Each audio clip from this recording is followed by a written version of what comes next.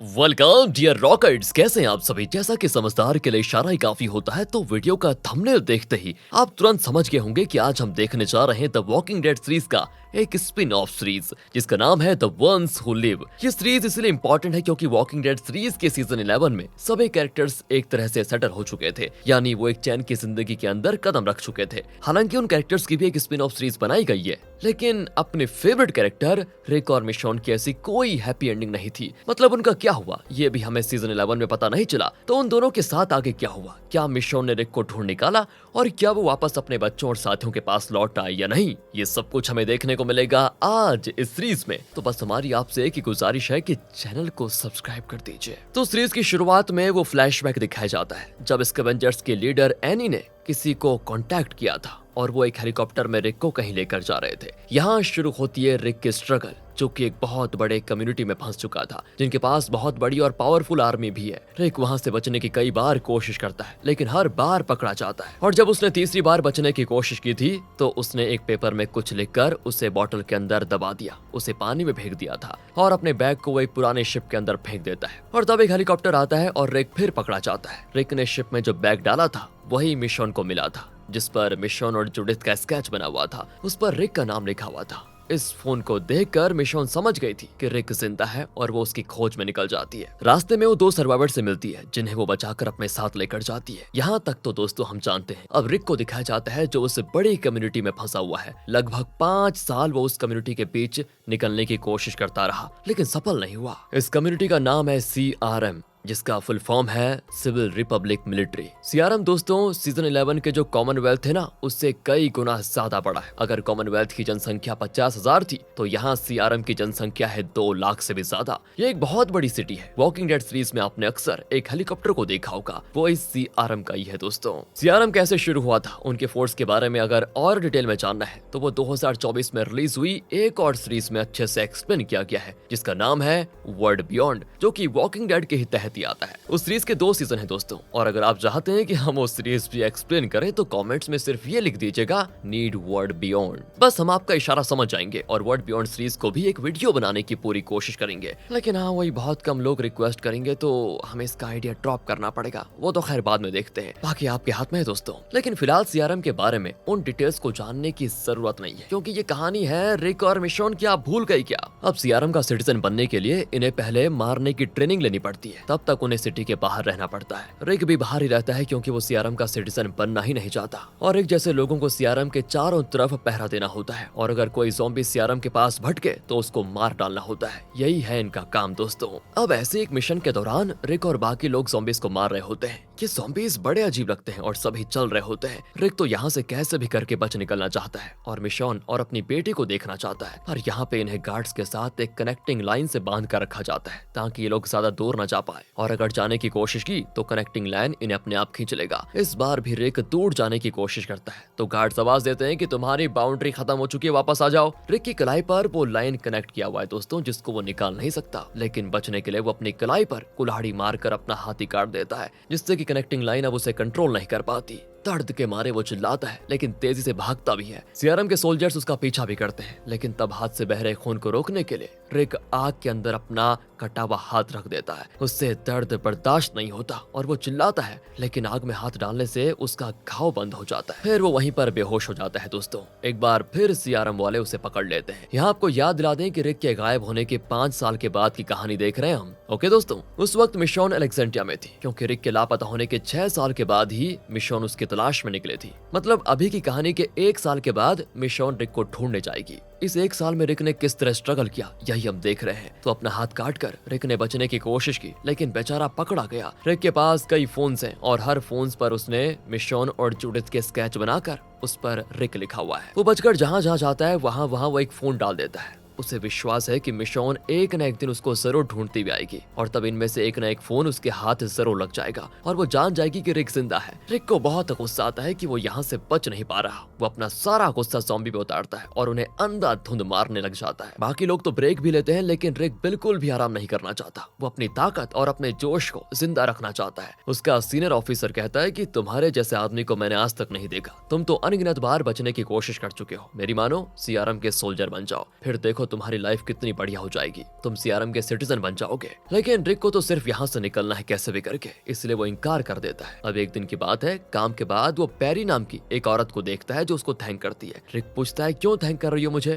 वो कहती है कि मैं भी यहाँ से बच निकलना चाहती हूँ, लेकिन तुम्हें देखकर मैं समझ गई हूँ चाहे कितनी भी बार बच निकलने की कोशिश करूं पकड़ी जाऊंगी। बस मुझे यही सीख देने के लिए थैंक यू। अगले सीन में रिक सीआरएम सिटी को देखते हुए बैठा होता है जहाँ पे सीआरएम के सिटीजन्स रहते हैं वहीं पर। तब एस्टाबेन नाम का एक आदमी वहाँ पर आता है। रिक यहाँ पर सिर्फ एस्टाबेन को ही अपना दोस्त मानता है। एस्टाबेन भी रिक की तरह यहाँ पर लाया गया था दोस्तों, लेकिन कई दिनों तक ज़ॉम्बीज को मारने का काम करने के बाद आज उसे सीआरएम की सिटीजनशिप मिल चुकी है। वो बड़ा खुश होता है कि अब सीआरएम सिटी में मुझे एक घर और पाइपलाइंस का काम दिया जाएगा, मेरी लाइफ तो सेट हो चुकी। वो रिक को भी समझाता है कि तुम बच निकलने का आइडिया मन से निकाल लो और मेरी तरह सेटल होने की सोचो। रिक को भी लगता है कि यहाँ से बचने के लिए उसे प्रॉपर प्लानिंग करनी पड़ेगी और उसके लिए वक्त चाहिए। यहाँ पर हर वक्त वो गार्ड्स की निगरानी में रहता है, तो प्लानिंग करना तो मुश्किल है। इसीलिए वो अपने सीनियर ऑफिसर की बात मानकर सीआरएम का सोल्जर बन जाता है। उसे लगता है कि सिटी में रहकर वो बेहतर प्लानिंग कर पाएगा। रिक ने अपना हाथ काट लिया था, तो अब उसका एक आर्टिफिशियल हाथ है जिसमें से एक तरह का कोई वेपन निकलता है। सीआरएम के सोल्जर के तौर पर रिक की ट्रेनिंग शुरू होती है। रिक के साथ पैरी भी होता है और दोनों मिलकर ट्रेनिंग कर रहे होते हैं। रिक को हेलीकॉप्टर उड़ाना भी सिखाया जाता है। उसे हमेशा मिशन की याद आती रहती है। उसे डर है कि कहीं मिशन को कुछ हो ना जाए बस, और उसे इल्यूजन्स भी आते हैं दोस्तों कि मिशन आग में चल रही है। अब ट्रेनिंग के दौरान उनका सीनियर ऑफिसर रिक और पैरी को बताता है कि सीआरएम में हर लेवल पर करप्शन फैला हुआ है, उसे खत्म करने के लिए मुझे तुम दोनों की मदद चाहिए। लगता है जिस तरह कॉमनवेल्थ में करप्शन था वही हाल सीआरएम का भी है दोस्तों। और फिर यहाँ पर ऑफिसर की बात मानने के अलावा रिक और पैरी के पास कोई और रास्ता भी तो नहीं होता, तो वो इस काम में ऑफिसर की मदद करने के लिए मान जाते हैं। सीआरएम में लोगों को दो कैटेगरीज में बांटा जाता है, ए एंड बी। इसके बारे में भी वर्ल्ड बियॉन्ड सीरीज में दोस्तों अच्छे से एक्सप्लेन किया गया है, और उस सीरीज को देखने के लिए इस वीडियो को ज्यादा से ज्यादा शेयर कीजिए, कमेंट्स कीजिए और रिक्वेस्ट करना मत भूलिएगा। वापस चलते हैं कहानी के अंदर। रिक ने ऑफिसर की बात तो मान ली थी, लेकिन उसका असली प्लान है सीआरएम से बच निकलना। इसके लिए वो सिटी के ब्लूप्रिंट में सारे वाटर लाइंस को मार्क कर लेता है। फिर रिक और पैरी को सीआरएम की सिटीजनशिप देकर सिटी के अंदर भेजा जाता है। सबसे पहले तो रिक एस्टाबेन से मिलता है क्योंकि वो पाइपलाइंस का काम करता है। रिक उसे ब्लूप्रिंट दिखाकर पूछता है कि मैं इस ड्रेनेज पाइप से बच निकलना चाहता हूँ, क्या ये पॉसिबल है? एस्टाबेन कंफर्म करता है कि इस ड्रेनेज के जरिए सीआरएम से जरूर बचा निकला जा सकता है, निकल सकते हो तुम। रिक अपने जैसे दिखने वाले एक लाश का इंतजाम करता है और उसको ऐसे सेट करता है जैसे रिक मर चुका हो। फिर वो ड्रेनेज में उतरने वाला होता है कि तभी एक छोटी बच्ची ज़ॉम्बी के हाथ लग जाती है। रिक उसे बचाने जाता है और तभी पैरी आ जाती है और कहती है मैं जान गई हूँ तुम यहाँ से बचने की कोशिश कर रहे हो, प्लीज ऐसा मत करो। पर रिक नहीं मानता। तब वो रिवील करती है कि सीनियर ऑफिसर को तुम्हारी हर डिटेल मालूम है। वो ये भी जानता है कि तुम्हारे लोग कहाँ पर है। अगर तुमने एक भी गलत कदम उठाया तो वो उन सब का खात्मा कर देगा। रिक तो चौंक के जाता है और ऑफिसर के घर चला जाता है। उसके गले में चाकू दबोकर पूछता है कि तुम मेरे बारे में क्या क्या जानते हो। दोस्तों यहाँ दिखाते हैं कि जब रिक ने एक पेपर में कोई मैसेज लिखकर बोतल में रखा और उसे पानी में फेंक दिया था, असल में वो बोतल ऑफिसर के हाथ लग गया। ऑफिसर ने रिक का मैसेज पढ़ लिया, जिसकी वजह से वो मिशन का नाम जान गया था। अब वो बताता है कि हमने तुम्हें जिस जगह से उठाया था तुम्हारे लोग भी उसी के आसपास ही रहते होंगे, ये तो मैं जानता ही हूँ। और हाँ, मिशन बहुत ही रेयर नाम है, तो तुम्हारी वाइफ का पता लगाना मेरे लिए उतना मुश्किल भी नहीं है। ये सुनकर रिक उसे मारने लगता है, पर ऑफिसर उसे बताता है कि सीआरएम करप्शन में डूबा हुआ है। इन लोगों की वजह से मुझे खुद अपनी वाइफ को खत्म करने की नौबत आ गई थी। मुझे सीआरएम के पावरफुल लोगों से बदला लेना है, प्लीज तुम मेरी मदद करो रिक। रिक उसकी बात मान जाता है। एक बार रिक और ऑफिसर हेलीकॉप्टर में जा रहे होते हैं तो अचानक एक गैंग अटैक करता है। ऑफिसर स्पॉट पर ही मर जाता है और हेलीकॉप्टर क्रैश। रिक घायल हालत में नीचे पड़ा होता है और तब उस गैंग का एक मेंबर उस पर हमला कर देता है। लेकिन रिक का चेहरा देखकर वो एकदम से चौंक जाती है और अपना चेहरा दिखाती है। ये कोई और नहीं, मिशन है दोस्तों। उसे देखकर तो रिक एकदम बौखला जाता है। यहाँ कहानी शिफ्ट होती है उस वक्त जब मिशन ने एक पुराने शिप में रिक का फेंका हुआ फोन देख लिया था। वो समझ गई कि रिक जिंदा है और वो उसे ढूंढने निकली। तब उसने 2 सर्वाइवर्स को बचाया। उन सर्वाइवर्स का एक गैंग होता है। उनका लीडर एक छोटे कद वाला आदमी है जिसका नाम है नेट। तो वो मिशन की हर तरह से मदद करने को तैयार होता है क्योंकि मिशन ने उसके गैंग के 2 लोगों को जो बचाया था। फिर वो मिशन को एक घोड़ा और जरूरी वेपन्स वगैरह देता है। मिशन यहाँ से निकलती है रिक को ढूंढने के लिए। रास्ते में हजारों ज़ॉम्बीज उसकी ओर बढ़ रहे होते हैं। एक ज़ॉम्बी ने तो पेट्रोल कैन हाथ में लिया होता है और वो भी चल रहा होता है। अचानक वो ज़ॉम्बी होता है ब्लास्ट और इम्पैक्ट से मिशन नीचे गिर जाती है। सारे ज़ॉम्बीज मिशन की ओर ही बढ़ रहे होते हैं, लेकिन लेकिन तभी नेट का पूरा गैंग मिशोन की मदद करने के लिए वहां पर पहुंच जाता है। वो ज़ॉम्बीज की दिशा ही बदल देते हैं और वो भी मिशोन के साथ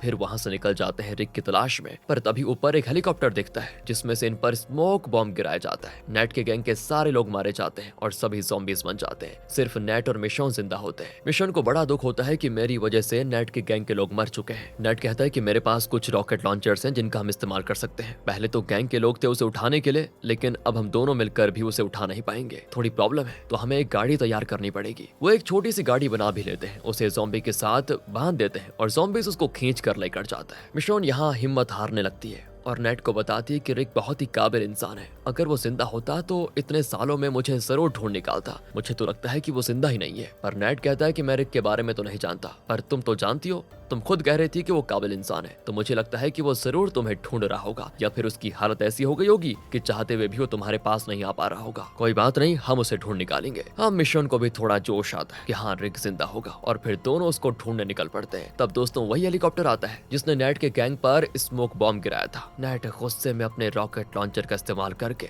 उस हेलीकॉप्टर को शूट कर देता है और वो हो जाता है क्रैश। मिशन तो उनके एक सोल्जर का हेड गियर निकालकर उसकी आंखों में आंखें डालकर उसका गला काट देती है और इस तरह उसने रिक का भी हेड गियर निकाला और रिक को देखकर वो चौंक आई। यहाँ रिक और मिशोन की खुशी का ठिकाना नहीं होता। रिक तो सीधे जुडिस के बारे में पूछता है, तो मिशोन कहती है जुडिथ एकदम बढ़िया है और बाकी सब भी ठीक है। इस तरह दोस्तों रिक और मिशोन एक दूसरे से मिल गए। नेट भी बड़ा खुश होता है और कहता है कि देखा देखा, मैंने कहा था ना कि तुम्हें तुम्हारा रिक जरूर मिल जाएगा। पर इसी बीच सीआरएम का एक सोल्जर पीछे से उसे शूट कर देता है और फिर रिक गुस्से में उस सीआरएम सोल्जर को मार डालता है। नेट को खोकर मिशोन बहुत दुखी होती है क्योंकि उसी की वजह से वो रिक को ढूंढ पाई। उसने उसकी हिम्मत बढ़ाई थी। अब वो रिक से कहती कि चलो यहाँ से बच निकलते हैं, पर रिक कहता नहीं, ये उतना आसान नहीं है। मैं एक बहुत ही बड़ी मुसीबत में फंसा हुआ हूँ। तुम मेरे साथ रहोगी तो तुम भी फंस जाओगी। सुनो, मैं जैसा कहता हूँ वैसा करो। यहाँ जो कुछ हुआ उससे तुम्हारा कोई वास्ता नहीं। बस इतना याद रखना कि तुम कैटेगरी बी को बिलोंग करती हो। असल में सीआरएम में कैटेगरी ए के लोगों को वायलेंट माना जाता है और उन्हें सीआरएम के सोल्जर्स फिर मार डालते हैं। कैटेगरी बी में वो लोग आते हैं जो सत्ता और आर्मी के खिलाफ कुछ नहीं करते, मतलब जरा डरपोक होते हैं। ऐसे लोगों को ही सीआरएम में सिटीजनशिप दी जाती है। वैसे दोस्तों रिक और पैरी कैटेगरी ए में आते हैं, लेकिन उन्हें नहीं मारा गया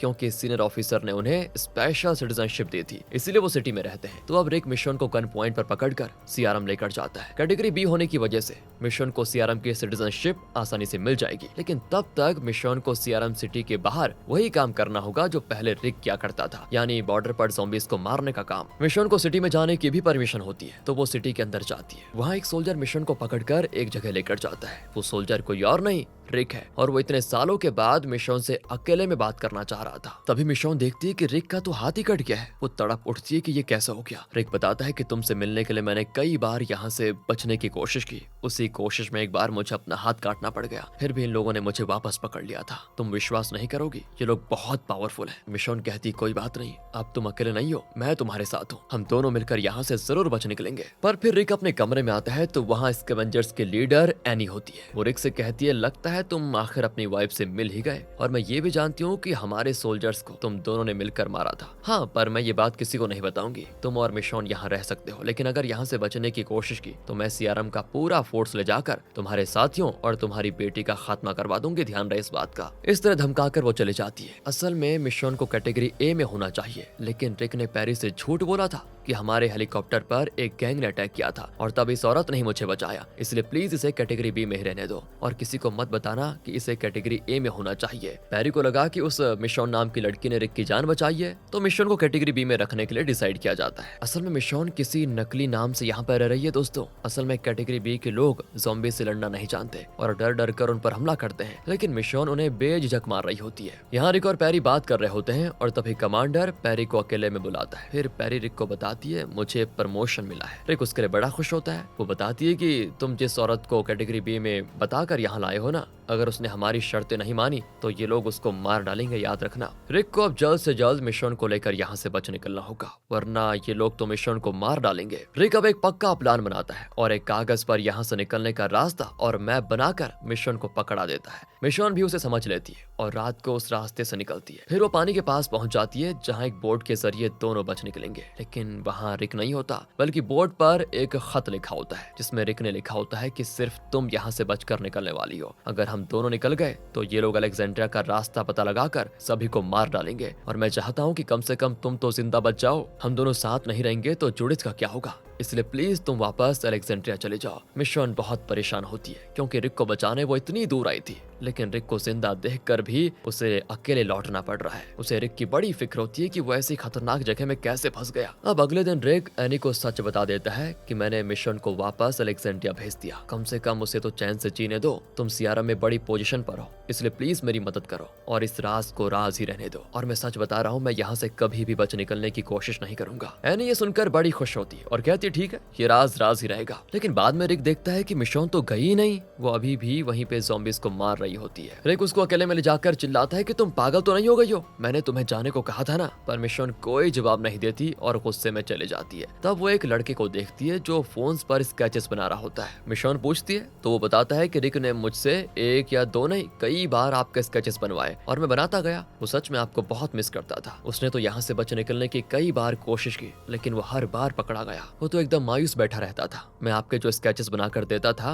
उन्हीं को वो निहार कर तसल्ली कर लेता था। मिशोन बहुत दुखी होती है और फैसला करती है कि चाहे कुछ भी हो जाए, मैं रिक को यहाँ से बचा कर लेकर ही जाऊंगी। अब पैरी प्रमोशन पाकर एक हायर पोजीशन पर है। वो मिशोन से कहती है कि तुम सच में बहुत हिम्मत वाली हो, हमारी आर्मी ज्वाइन कर लो, फिर तुम हमेशा के लिए यहाँ रह सकोगी। मिशोन भी मान जाती है और अब दोस्तों वो भी सियारा में सोल्जर बन जाती है। लेकिन पैरी जरा कड़क मिजाज की लगती है और वो मिशोन से कहती है कि तुम ज़ॉम्बीज़ को नहीं मारोगी, बाकी सोल्जर्स से एक कदम पीछे रहोगी। रिक और बाकी सोल्जर्स ज़ॉम्बीज़ को मारकर उस जगह को क्लियर कर रहे होते हैं। ज़ॉम्बीज़ को अपनी ओर अट्रैक्ट करने वाली एक बॉम्ब मशीन होती है जिसमें से आवाज निकलती है। अब पैरी में इतनी ताकत तो नहीं होती कि उसे दूसरी ओर धकेले, पर तब मिशोन उस मशीन को धकेल कर आगे बढ़ने लगती है। इस पर पैरी को बड़ा गुस्सा आता है, थोड़ी जेलसी फील होती है। फिर रिक और मिशोन मिलकर उस मशीन को दूसरी तरफ लेकर जाते हैं। उसकी आवाज को सुनकर सारे ज़ॉम्बीज़ वहां पहुंच जाते हैं। फिर वो दोनों भागकर एक जगह पर छिप जाते हैं और तब उस मशीन का बॉम्ब ब्लास्ट होता है। सारे ज़ॉम्बीज़ मारे जाते हैं। मिशोन कहती है कि हमें बच निकलना चाहिए। रिक कहता है कि मैं बहुत बार ट्राई कर चुका हूँ, नामुमकिन है ये, लेकिन तुम्हारे बच निकलने में मैं मदद कर सकता हूँ। इसी बीच और भी ज़ॉम्बीज़ आ जाते हैं और ये लोग उनसे लड़ते ही रहते हैं। पैरी मिशोन को शूट करने वाली होती है क्योंकि उसने पैरी का ऑर्डर नहीं माना, पर रिक देख लेता है और वो पैरी से कुछ पूछने के बहाने उसके और मिशोन के बीच में चला जाता है। इस तरह वो मिशोन को बचा लेता है। दोस्तों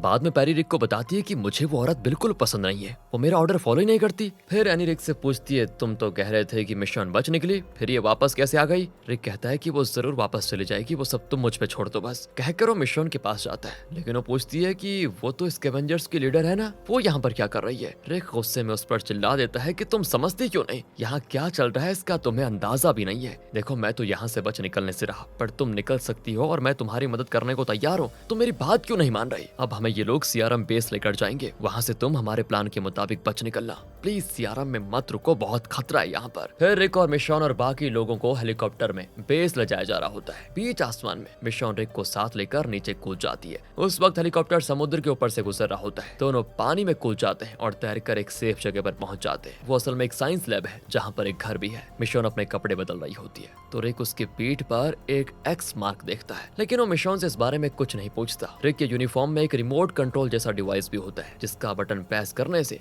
सियारम को इनका लोकेशन मालूम हो जाएगा। फिर वो हेलीकॉप्टर भेजकर इन्हें रेस्क्यू करेंगे। रिक उसे ही ढूंढ रहा होता है तो मिशोन पूछती है तुम इसे ढूंढ रहे हो ना, अभी भी तुम मेरे साथ आना नहीं चाहते है ना? तुम्हें बस लगता है सियारम में वापस जाने की पड़ी हुई है। रिक कहता है तुम पागल मत बनो, हम बच निकले तो एनी अलेक्जेंड्रिया की लोकेशन उन्हें बता देगी और वो पूरे अलेक्जेंड्रिया को जला देंगे। तुम तो मुझे लेकर भी पानी में कूद गई, अब वो हमारा शिकार करने जरूर आएंगे यहाँ पर। तब वो खिड़की से देखते हैं कि उनका हेलीकॉप्टर पास के एक बिल्डिंग के अंदर घुसा पड़ा होता है। हेलीकॉप्टर के सारे लोग मारे जा चुके थे। मिशोन बड़ी खुश होती है कि देखा देखा ये एक एक्सीडेंट था और इस एक्सीडेंट में मैं और तुम मारे गए, अब चलो यहाँ से। लेकिन रिक अभी भी चलने को तैयार नहीं है। दोस्तों मिशोन उसे इमोशनली ब्लैकमेल करने की आखिरी कोशिश करते हुए कहती है ठीक है तुम मत आओ, मैं अकेले चले जाऊंगी, लेकिन हमारे बच्चों के लिए एक खत लिखकर मुझे दे दो कि तुम्हारी माँ मुझे बचाने आई थी लेकिन मैं बचना ही नहीं चाहता और ना ही तुम दोनों से मिलना चाहता हूँ, ये तुम एक कागज में लिख दो। रिक चौंक कर पूछता है कि बच्चे? हाँ वो तुम्हें मैं बताना भूल गई थी, जब तुम गायब हो गए थे तब मैं प्रेग्नेंट थी। हमारा एक बेटा है जिसका नाम मैंने ओरेगन रखा हुआ है, वो बनेगा रिक जूनियर। रिक कहता है कि अच्छी बात है, अब तुम मेरा रिमोट दो, मुझे सियारम को इन्फॉर्म करना है। मिशोन तो फिर इतना गुस्सा हो जाती है कि अरे तुम्हें हो क्या गया है? मैंने कई मुश्किलों का सामना करने के बाद तुम्हारा पता लगाया, लेकिन मुझे पता चल चुका है कि मैं जिस रिक को ढूंढ रही थी वो तो तुम हो ही नहीं।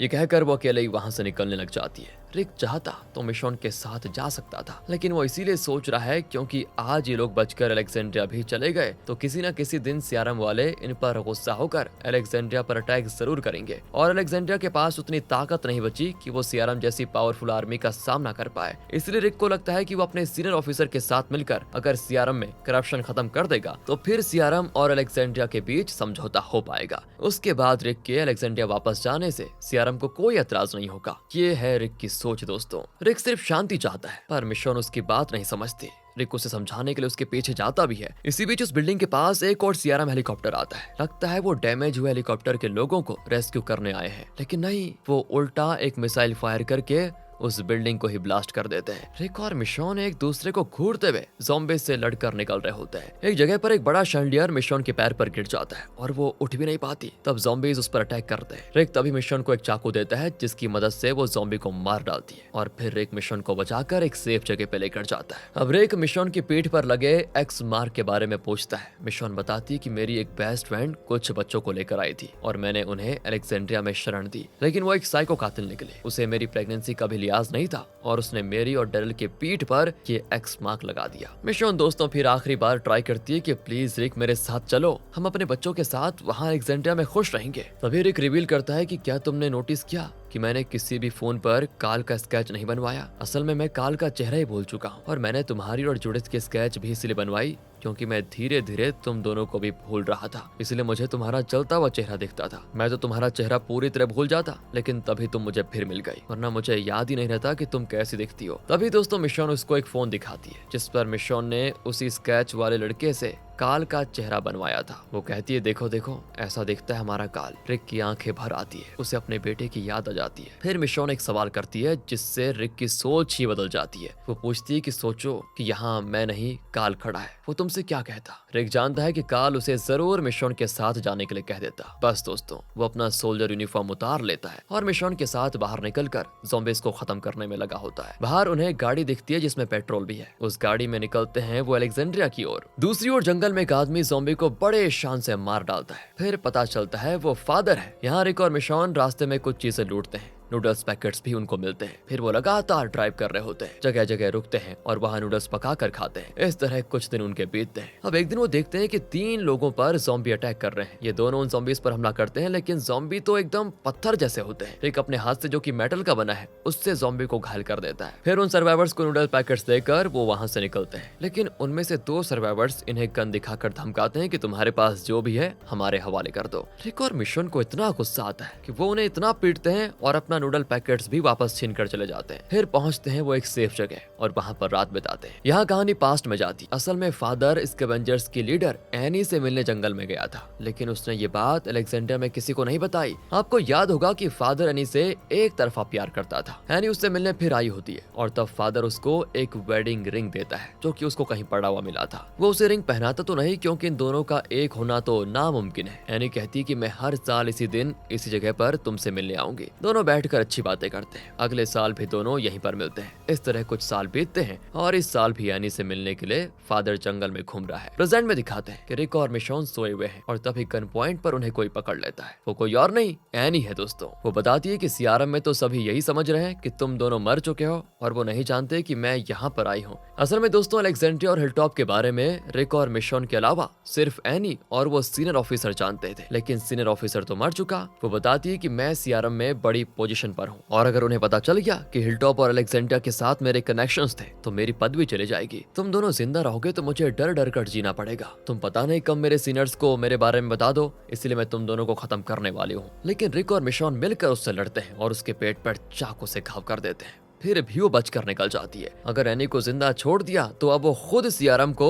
जरूर अलेक्जेंड्रिया और हिलटॉप के बारे में बता देगी। इसलिए रिक और मिशोन उसे खत्म करने के लिए उसका पीछा करते हैं। रास्ते में एनी की कार का एक्सीडेंट हो जाता है, लेकिन अंदर एनी नहीं होती। लगता है वो भाग गई। असल में एनी उस गैंग से मदद मांगती है जिसे रिक और मिशोन ने नूडल्स पैकेट्स दिए थे। फिर रिक और मिशोन एनी के खून के निशान को फॉलो करते हुए उस गैंग के पास पहुंच जाते हैं। ये असल में एनी का प्लान था और वो रिक और मिशोन को फिर पकड़ लेते, लेकिन रिक और मिशोन उस गैंग के लोगों को फाइनली मार डालते हैं और अब वो ज़ॉम्बी बन जाते हैं। मिशोन यहाँ एनी को शूट करने वाली होती है, तभी एनी एक सच रिवील करती है कि असल में जिन लोकेशंस पर अलेक्जेंड्रिया, हिलटॉप और किंगडम बने थे उन्हें पहले ही सीआरएम के लोग स्कैन कर चुके थे, लेकिन उस वक्त वक्त वहाँ पर कोई कम्युनिटीज नहीं थे। वो 3 कम्युनिटीज उस जगह पर बाद में बनी जो कि सीआरएम वाले जानते नहीं है, इसीलिए वो लोग अलेक्जेंड्रिया, हिलटॉप या किंगडम पर अटैक नहीं करेंगे। लेकिन एनी ने अपने ऑफिस में अलेक्जेंड्रिया की लोकेशन और बाकी डिटेल्स एक फाइल में रखी है। अगर यहाँ मिशॉन और रिक ने एनी को मार डाला तो सीआरएम सोल्जर्स उस फाइल को देखेंगे जरूर और अलेक्जेंड्रिया पर फिर हमला कर देंगे। तो एनी कहती है ठीक है, अब हिम्मत है तो मुझे शूट कर डालो। लेकिन इतने में एनी को पीछे से एक ज़ॉम्बी काट देता है। अब रिक और मिशॉन के पास सीआरएम जाने के अलावा कोई रास्ता नहीं बचा। इन्हें वापस जाकर एनी के ऑफिस में रखे उस फाइल को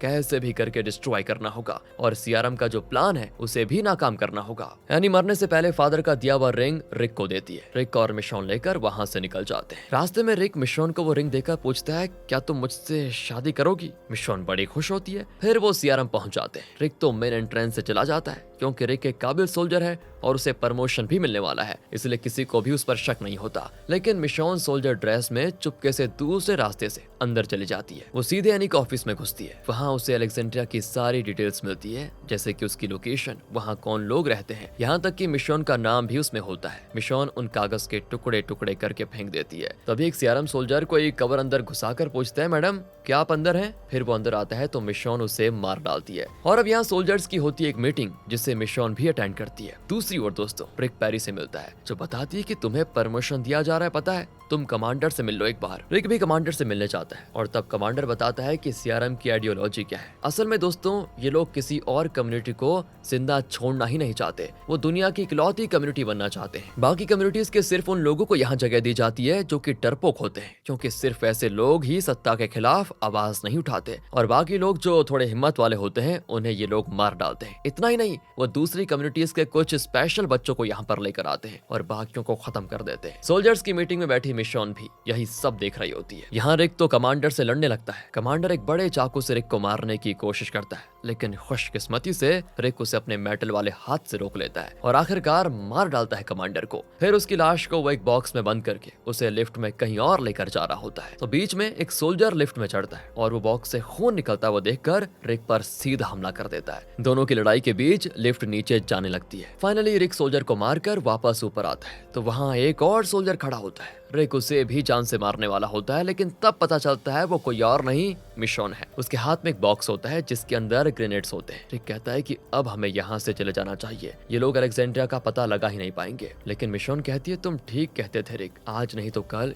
ये लोग अलेक्जेंड्रिया और दूसरी कम्युनिटीज पर हमला जरूर करेंगे। बहुत खतरनाक है सीआरएम की आर्मी, हमें सीआरएम की पूरी आर्मी का ही खात्मा करना पड़ेगा, तभी अलेक्जेंड्रिया और दूसरी कम्युनिटीज के लोग चैन से जी पाएंगे। इसी बीच सीआरएम के सभी सोल्जर्स को एक जगह मीटिंग के लिए बुलाया जाता है और उनके सारे वेपन्स एक ही जगह पर रखे जाएंगे। अगर उस जगह पर एक बॉम्ब रख दिया तो फिर पूरी आर्मी और उनके वेपन्स डिस्ट्रॉय हो जाएंगे। यही मौके का फायदा उठाकर रिक और मिशॉन सोल्जर यूनिफॉर्म में वेपन्स लेने के बहाने उस टेंट में घुस जाते हैं जहां सीआरएम के खतरनाक वेपन्स रखे हुए हैं। पास ही में सारे सोल्जर्स मीटिंग के लिए इकट्ठा होते हैं। तो देखिए दोनों क्या करते हैं, ये दोनों वेपन्स वाले बॉक्सेस में अपने ग्रेनेड सेट कर देते हैं और उन्हें एक वायर से कनेक्ट करके उस कमांडर और दूसरी सोल्जर के साथ बांध देते हैं। कौन कमांडर पता है ना? अरे जिनको इन्होंने अभी मारा और वो फिलहाल ज़ॉम्बी बन गए हैं। जैसे ये दोनों ज़ॉम्बीज बाहर निकलेंगे तो पूरा ग्रेनेड नेटवर्क ट्रिगर होगा और इस जगह पे होगा बहुत बड़ा ब्लास्ट। इस तरह पूरी सेटिंग करके रिक और मिशॉन बाहर भाग कर आते हैं तो वहाँ पर पैरी इन पर गन तान देती है। असल में पैरी को लगता है कि सीआरएम की आर्मी अच्छी है, इसलिए वो रिक और मिशॉन के खिलाफ है दोस्तों। अब इससे पहले वो शूट करती कमांडर ज़ॉम्बी टेंट से बाहर निकलता है। उसको देखकर पैरी होती है शॉक, लेकिन रिक और मिशॉन तो जानते हैं कि थोड़ी देर में क्या होने वाला है, ब्लास्ट। दोनों बचकर वहां से तेजी से उस जगह से दूर भागते हैं। बॉम्ब ब्लास्ट वगैरह से बचने के लिए वहां कई वाटर टैंक्स रखे होते हैं। ये दोनों वहीं छुप जाते हैं और तब होता है ब्लास्ट और इस तरह सीआरएम का मिलिट्री बेस, उनके सोल्जर सब जलकर राख हो जाते हैं। लेकिन इसमें बचते हैं रिक और मिशॉन। पैरी भी दोस्तों मरी नहीं बल्कि जिंदा बच जाती है। इनके बीच बाद में खूब लड़ाई भी होती है। मरे हुए सारे सोल्जर्स ज़ॉम्बी बनकर इनकी ओर ही आते हैं, पर पैरी अब भी इन दोनों पर हमला करना नहीं छोड़ती और कोई रास्ता न पाकर रिक और मिशॉन उसे मार डालते हैं। ज़ॉम्बी सोल्जर से बचकर वो एक कंटेनर पर चढ़ जाते हैं और फिर कंटेनर टू कंटेनर जंप करके वहां से बच निकलते हैं। फिर वो दूसरी कम्युनिटीज को भी सीआरएम की आइडियोलॉजी और उसके करतूतों के बारे में बताते हैं। बाकी कम्युनिटीज भी समझ आती है कि सरकार को लोगों के लिए काम करना चाहिए, ना कि लोगों को अपना गुलाम बनाकर रखना चाहिए। अगर सरकार ऐसा करती है तो उस सरकार के लोगों को कोई जरूरत ही नहीं है आम लोग सिर्फ और सिर्फ शांति चाहते हैं, लड़ाई नहीं। लड़ाई तो सत्ता के लिए होती है, जिससे आम लोगों की कोई भलाई नहीं होती। इसलिए सारी कम्युनिटीज को एक दूसरे के साथ मिलजुल कर